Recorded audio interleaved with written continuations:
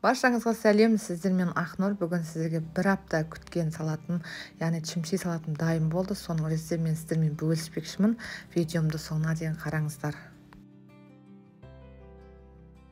Біздерге осындай орам жапырақ керек болады, яғни бұл капуста. Осы капуста және де чеснок, укроптар керек болады. Ең бірінші мына жерде менде 4 килограмм капуста, енді бұның маған жартысы керек, 2 килограммдай. Сіздерге көп керек болса, осы 4 килограммдық етіп істей берсеңіздер болады. Енді осы капустамызды теңдей етіп бөлікке бөліп аламыз.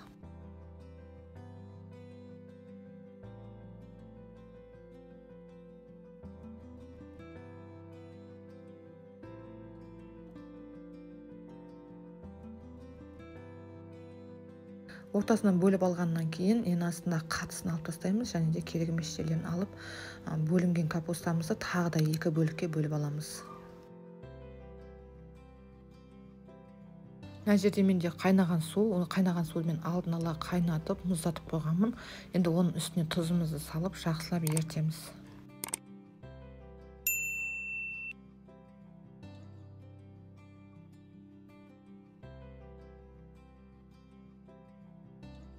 Енді пластмасс ыдысымыздың ішіне капусталарымызды жайғастырамыз. Жайғастырған кезде ішіне арасына, яғни капуста жаңағы чесногымызды, укропымызды саламыз.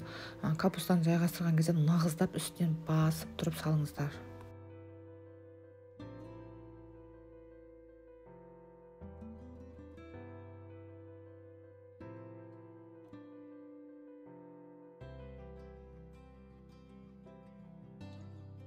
Міне нағыздап капусталарымыздың үстін басып салдық. Енді жаңағы суымызды құямыз.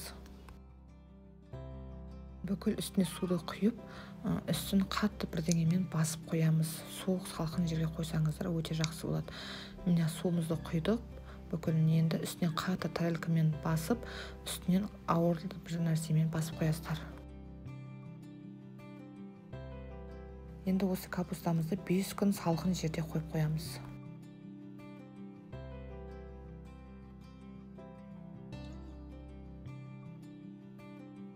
Міне қыздар, біздердің капустамыз дайын. 5 күн салқын жерде тұрды. Бетін ешқандай ашқан жоқпын. Енді осы капустамызды суынан ажыратып аламыз.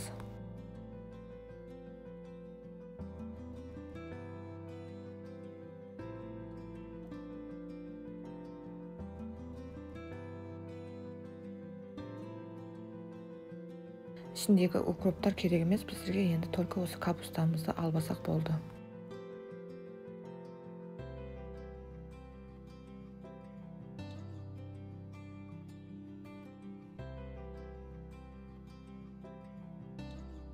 Енді салатымыздың ішіне салатын ащысын дайындаймыз. Ол үшін мына жерде менде кәдімгі ащы бұрыш, қызыл сосын болгарский перец. Енді осыларымызды біздер блендер арқылы өткіземіз. Сіздерде бұндай болмаса, мясорубкамен өткізсеңіздер де болады.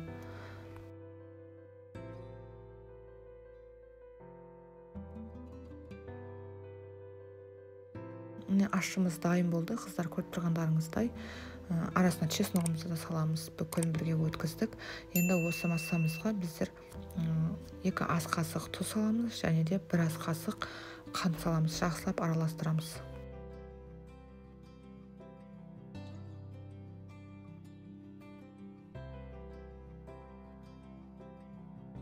Енді қалған видеодағыдай етіп жасаймыз. Арнайы ыдысымыздың ішіне капусталарымызды жайғастырамыз. Енді осы ащымызды алып, әр жаңағы нелеріне саламыз, араларына осы ащымызды салып тұрамыз. Қолымызды байқаймыз, ащы себебі қолымызды ойып жіберуі мүмкін. Сондықтан қолдарыңызға перчатка киіп алсаңыздар жақсы. Достар, менің каналыма міндетті түрде тіркеліп алдыңыздар. Алдағы уақытта керемет рецепттермен бөліспекшімін. Енді қалған осы видеодағыдай жасай береміз. Капустамыздың әр бөлігіне араларына осы ащымызды салып қоя береміз.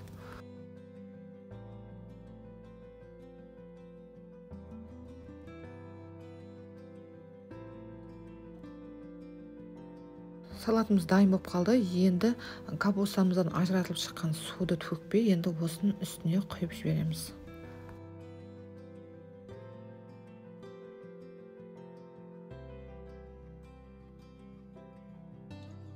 Енді бір күн бетін жауып холодильникте қойып қоямыз.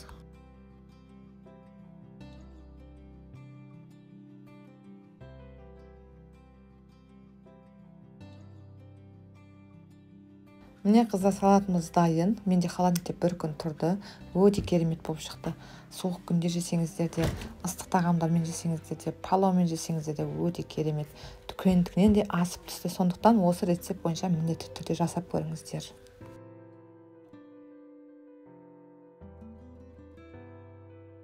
Енді тамақпен бірге жеуге дайын. Келесі видеомда кездескенше сау саламат болыңыздар.